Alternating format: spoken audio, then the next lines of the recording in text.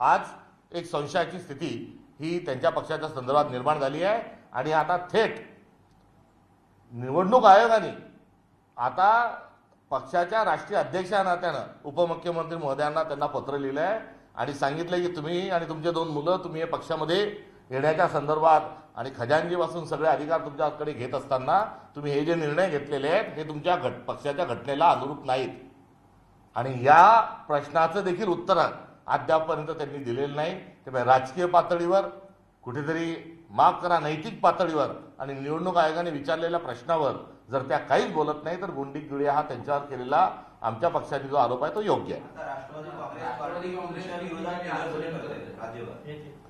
त्यांच्या निदर्शनांनी ज्या सुनेत्रा वहिनी ज्या आहेत या कणखर नेतृत्व म्हणून समोर येणार नाही.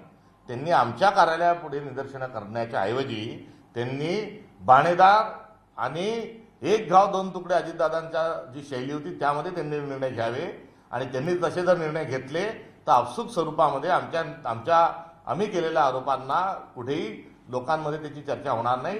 वास्तविक पाहता त्यांनी निदर्शनं करणे आणि आम्ही वस्तुस्थिती सांगणे यामुळे आमचं म्हणणं हे लोकांना पटलेलं आहे आणि आम्ही कुठल्याही व्यक्तिगत आकसापोटी किंवा राजकीय आरोपाच्या अनुषंगाने नव्हे तर एक वस्तुस्थिती दर्शक एक विरोधी पक्ष या नात्यानं आम्ही एक केलेली जी टीका आहे ती टीका सकारात्मक पद्धतीने त्यांनी घ्यावी ही त्यांच्याकडून असणारी आमची अपेक्षा आहे. बीड घटनेप्रकरणी जर अजितदादा असते तर हा सूर्य हा जयद्रथ अशी एकंदरीत अर्थातच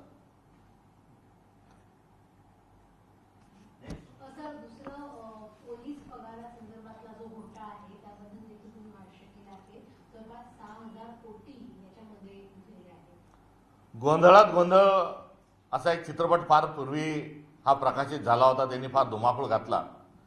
त्यातले जे विनोदी पात्र आहेत ते विनोदी पात्र आज मुख्यमंत्री उपमुख्यमंत्री आणि मंत्रिमंडळात आहेत की काय अशा प्रकारची शंका ही कुठेतरी यायला लागली आहे. मुळात ऑनलाईन आणि डायरेक्ट खात्यामध्ये पैसे जेव्हा जमा होण्याची पद्धत आहे तेव्हा अशा पद्धतीचा भ्रष्टाचार गोळ होतच कसा हा मूलभूत प्रश्न आहे. त्यामुळे यांची नियत खराब आहे आणि नियत जी खराब आहे ती भ्रष्टाचाराची यांची नियत आहे. यांनी तिकडे अयोध्येमध्ये राम मंदिराच्या पेट्यांमधलं जे दान आहे ते कुठेतरी त्यांनी चोरलंय. सीसीटीव्हीवर धोतर टाकून टाकून त्यांनी चोऱ्या केल्या.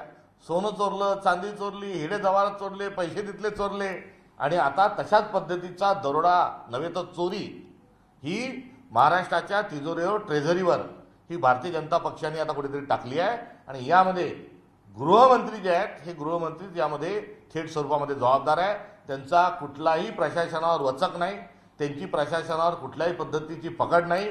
इन्फ्रामॅन स्वतःला म्हणून घेणारे डिझास्टर मॅन आहेत आणि अशा पद्धतीने कर्मचारी असल्याचा भास करून ऑनलाईन करत असताना खात्यामधून सरकारच्या कोट्यावधीची हजारो कोटी रुपयांची रक्कम निघणे याचाच अर्थ ते डिझास्टर मॅन आहेत असाही एकीकडे होतो. तर दुसरीकडे महाराष्ट्राचा गृह विभाग हा पांडू हवालदार चालवत आहे असं पुन्हा एकदा नव्याने या निमित्तानं कुठेतरी सिद्ध होत आहे. या प्रकरणाची थेट पाळंमुळं ही मंत्रालयाच्या 6व्या मजल्यावर आहे आणि मुख्यमंत्र्यांचा हा असणारा एकंदरीत तेही या या सगळ्या प्रकरणामध्ये तेही लिप्त आहेत. असून नसल्याचा भास करणे म्हणजे 420 आहे. आता ही 420 त्यांच्या विभागात वरच्या पातळीपासून तर खालच्या पातळीपर्यंत ही कुठेतरी गेलेली आहे. मला आपल्याला पुन्हा आठवण करून द्यायची आहे की लाडक्या बहीण योजनेमध्ये पुरुषांना लाभ दिले गेले. आता लाडक्या बहिणी जसे पुरुषांना लाभ दिले गेले अगदी तशाच धर्तीवर असून नसल्याचा भास करत असताना 420 जी आहे ही गृह विभागामध्ये झाली आहे. कर्मचारी असल्याचा दाखवून बतावणी करून जर पगार काढल्या जातात, अनुदान दिले जातात, त्याचे भत्ते जर निघतात तर आता या महाराष्ट्राच्या मुख्यमंत्र्यांनी याचं काय प्रायश्चित्त त्यांनी करावं हे एकदा महाराष्ट्राच्या जनतेसमोर जाहीर करावं. जळगावमध्ये पोलीस भरतीसाठी मुलं प्रॅक्टिस करत होते. त्यांनी गिरीश महाजन यांना घेराव घातला. त्यावेळेस गिरीश महाजन यांना धमकी देताना पाहायला मिळाले की तुम्ही मला अशा पद्धतीने घेराव घालू शकत नाही, तुम्हाला जर केस पडल्या तर तुम्ही पोलीस भरतीमध्ये देखील सामील होणार नाही, पोलीस होणार नाही, अशा प्रकारची धमकी देताना व्हिडिओ व्हायरल होतो. त्यांनी त्यांच्या कमरेची बंदूक काढून त्यांना दाखवली नाही एवढ्यातच त्या विद्यार्थ्यांचं कुठेतरी नशीब. अन्यथा तेही करायला त्यांनी कमी जास्त बघितलं नसतं. मात्र स्वतःला संकटमोचक म्हणून घेणारे आणि कुंभमेळ्याच्या भ्रष्टाचारामध्ये यथेच्छ लोळलेले गिरीश महाजन साहेब आपलं असंही वागणं बरं नाही.